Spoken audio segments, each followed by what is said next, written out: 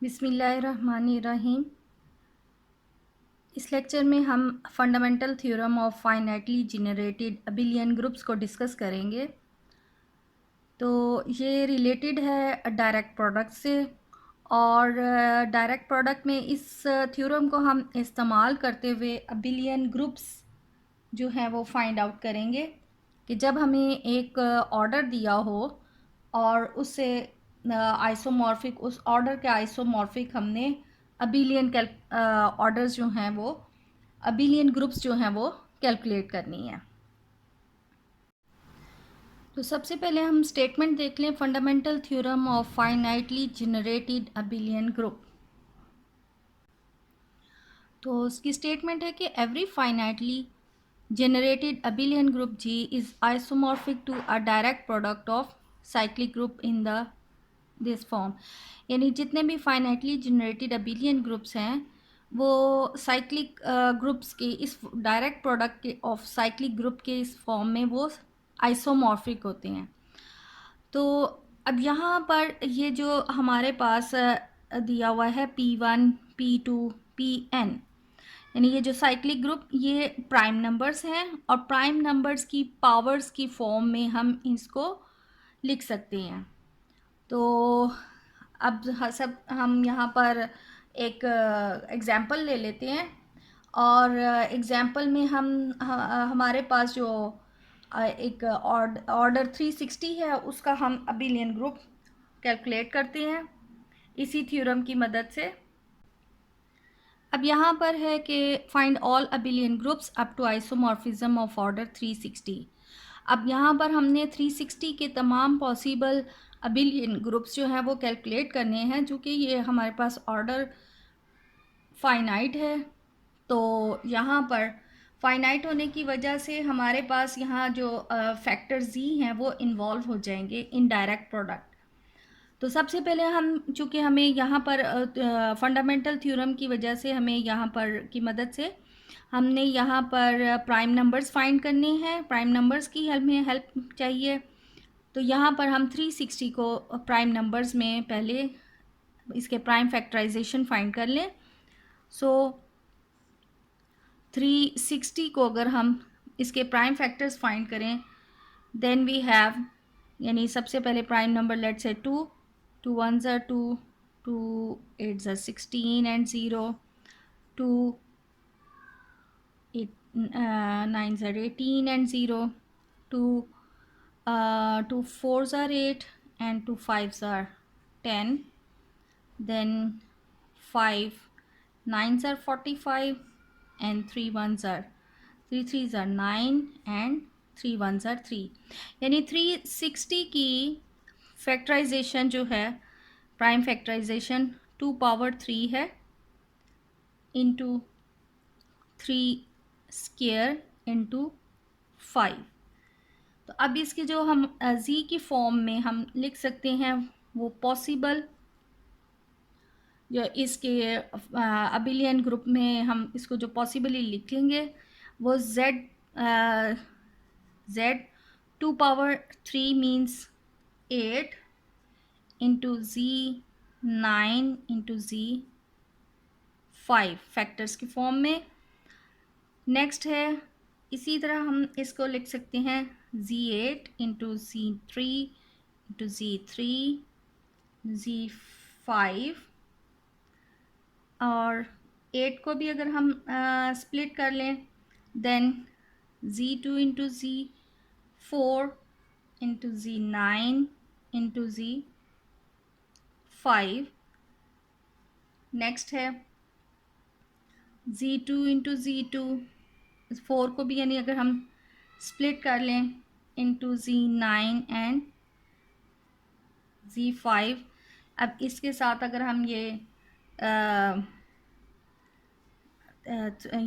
9 को अगर स्प्लिट कर लें then we have Z2 into Z4, Z3 into Z3 into Z5, और अगर सबको अगर हम स्प्लिट फॉर्म में ही लिखें तो Z2 into Z2 into Z2, और ये आ जाएगा Z3 into Z3 into Z5। तो ये ऑल 6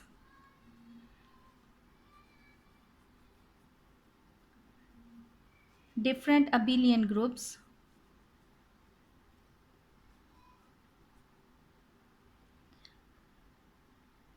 of order 360 हैं, जो यानी 360 का ऑर्डर का ग्रुप है। ये स्ट्रक्चर वाइज आइसोमॉर्फिक होने का मतलब है कि स्ट्रक्चर वाइज उसके सिमिलर होंगे। अब यहाँ पर हमें ये क्वेश्चन है कि हम ऑर्डर दिया हुआ है और इसके आइसोमॉर्फिक हमने तमाम अबेलियन ग्रुप्स जो हैं वो कैलकुलेट करने हैं। तो जिस तरह पीछे हमने अभी एग्जांपल सॉल्व की है, तो इसको भी हम उसी तरह सॉल्व कर सकते हैं। तो इसको दो क्वेश्चंस में कर देती हूँ। यानी ऑर्डर 8 अगर हम करें तो ऑब्वियसली ऑर्डर 8 जो है इसको हमने सबसे पहले जो है इनके प्राइम फैक्टर्स फाइंड करने हैं। Order 8 means 2 power 3। तो सबसे पहले इसका ऑर्डर जो है वो जो अबिलियन ग्रुप बन जाएगा वो Z8 आ जाएगा। नेक्स्ट है Z8 को हम लिख सकते हैं Z2 इंटू Z4 और इसी तरह Z2 bye Z2 bye Z2। तो ये इसका जो है हम अबिलियन ग्रुप्स लिख लिए हैं जो ग्रुप ऑफ ऑर्डर 8 के आइसोमॉर्फिक है। इसी तरह अब यहाँ पर अगर हम ये सॉल्व करें, लेट्स से 16, तो 16 को ऑब्वियसली 16 हमारे पास जो है वो 2 पावर 4 बनता है। तो हमने 2 की पावर्स में ही लिख लें, तो ये 2 पावर 4 लिख लें या 16 लिख लें, एक ही बात है। Z16 आ जाएगा।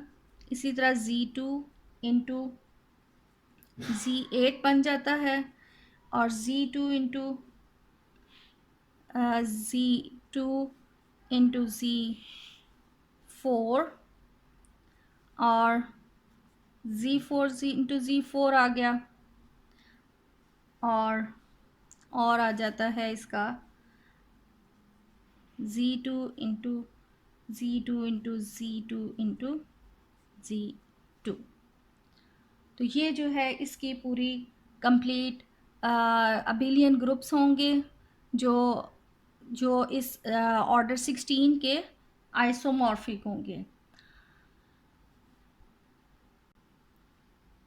अब नेक्स्ट क्वेश्चन है कि are the groups Z2 by Z12 and Z4 by Z6 isomorphic हैं, वाई और वाई नॉट।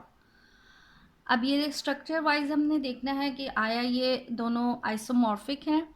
तो इनको अगर हम प्राइम नंबर्स में कर लें, यानी कि Z2 बाई Z12 है, तो इसको हम अगर प्राइम नंबर्स में करें तो 12 मीन्स 4 इंटू 3, यानी यहाँ पर हमारे पास Z8 और Z3 आ जाएगा। फिर नेक्स्ट है Z4 इंटू Z6, तो इसको भी अगर हम लिख लें यहाँ पर Z4 बाय Z6, तो ये यहाँ पर यानी 2 का स्क्वायर है और इसमें से भी एक 2, तो ये भी Z8 और Z3 के ही इक्वलेंट है, आइसोमॉर्फिक है। तो यहाँ पर आ गया स्टेटमेंट के बोथ आर आइसोमॉर्फिक। अब वो एग्जाम्पल देखते हैं जो अब दोनों आपस में आइसोमॉर्फिक नहीं है। अब ये हमारे पास एग्जाम्पल है कि Z8 बाई Z10 और Z24 आइसोमॉर्फिक है Z4 Z12 एंड C40 के। तो पहले हम इसको प्राइम नंबर्स के ऑर्डर में लिख लें। सो Z8 into Z10 into Z24, ये आइसोमॉर्फिक है Z8 इंटू 10 है टू Z5 और 24 को अगर हम करें तो we have Z3 into Z8।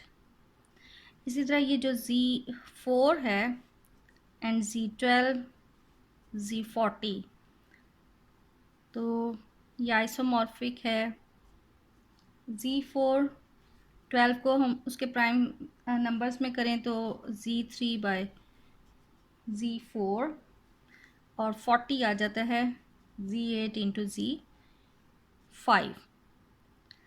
अब यहाँ पर देखें, इन दो को अगर हम कंपेयर करें, ये Z5 है और ये Z8 Z3 अब बाकी यहाँ Z8 एंड Z2 बच गया है, और इसी तरह ये Z4 एंड Z4 है।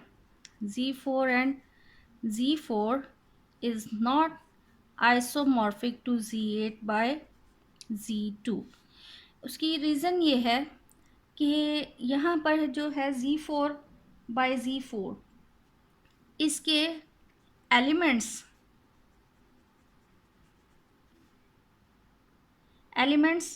जो हैं उनका ऑर्डर, यानी बाय लैग्रांज थ्योरम जो एलिमेंट्स का ऑर्डर होता है वो ग्रुप के ऑर्डर को डिवाइड भी करता है।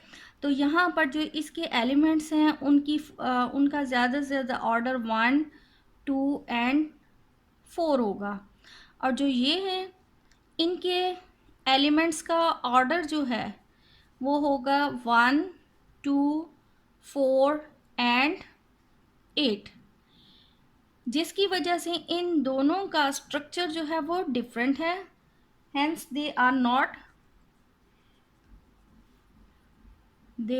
Not isomorphic.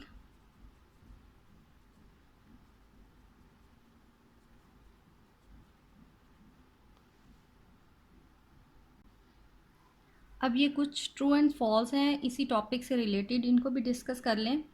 तो यहाँ पर है कि Z2/Z4 is isomorphic to Z8।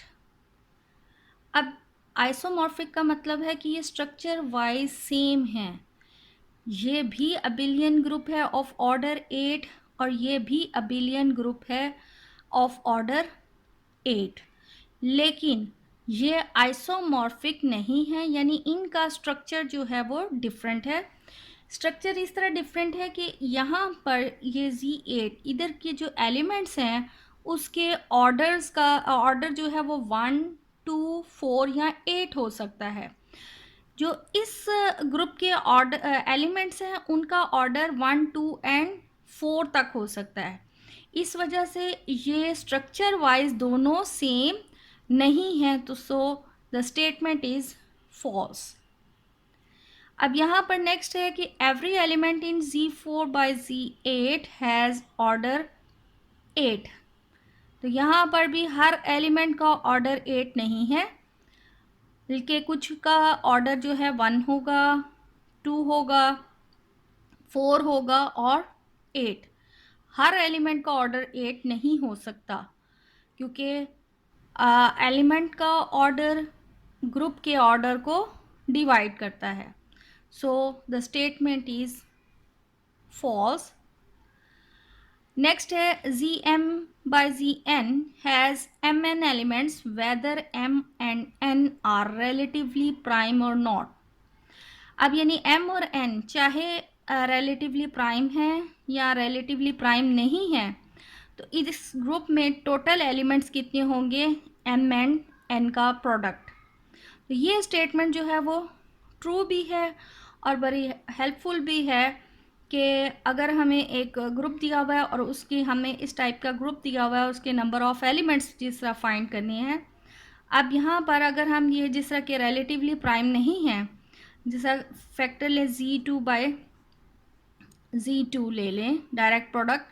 अब Z2 के एलिमेंट्स हमें मालूम है, अब वो होते हैं 0 एंड 1, और तो इसके हम अगर इनके ऑर्डर एलिमेंट्स लिखें इस ग्रुप के, तो 0 एंड 0 ये फर्स्ट एलिमेंट इसका होगा और ये सेकंड एलिमेंट इसका। इसी तरह ये फर्स्ट एलिमेंट इसका है और सेकंड इसका आ जाएगा। अब फर्स्ट इसका और सेकंड एंड 1 एंड 1, तो ये टोटल एलिमेंट्स इसके होंगे। तो यानी इनका ये M और N जो हैं वो रिलेटिवली प्राइम हैं या रिलेटिवली प्राइम नहीं हैं। तो यहाँ पर जो है ये इनका टोटल ऑर्डर जो है वो, इसी तरह इनका ऑर्डर जो है वो 4 बन जाता है। Z2/Z2 का ऑर्डर जो है वो 4 आता है। तो यहाँ पर यही है कि m और n रिलेटिवली प्राइम हैं या नहीं है, उसके नंबर ऑफ एलिमेंट्स जो हैं वो mn आ जाएंगे। और जो मैक्सिमम ऑर्डर होगा एलिमेंट का, उसमें और ग्रुप के ऑर्डर में थोड़ा डिफरेंस है। यानी मैक्सिमम ऑर्डर के लिए, एक एलिमेंट का मैक्सिमम ऑर्डर के लिए हमें एलसीएम देखना पड़ता है। एलसीएम ऑफ एम एन हमने देखना होता है, वो एलिमेंट का मैक्सिमम ऑर्डर हो सकता है। ये हम दूसरी वीडियो में काफ़ी डिटेल से इस पर डिस्कस कर चुकी हैं। और अब यहाँ पर है कि the order of Z12/Z15 is 60। तो ये स्टेटमेंट जो है वो फॉल्स है, क्योंकि 12 और 15 का अगर हम इस स्टेटमेंट के मुताबिक अगर हम मल्टीप्लाई करते हैं तो इसकी मल्टीप्लिकेशन 5 2 ज़र 10, 5 1 ज़र 5 एंड 6, 2 एंड 1 0 8 1, इसका ऑर्डर जो है वो 180 बनता है। इसलिए ये भी स्टेटमेंट जो है वो फॉल्स है।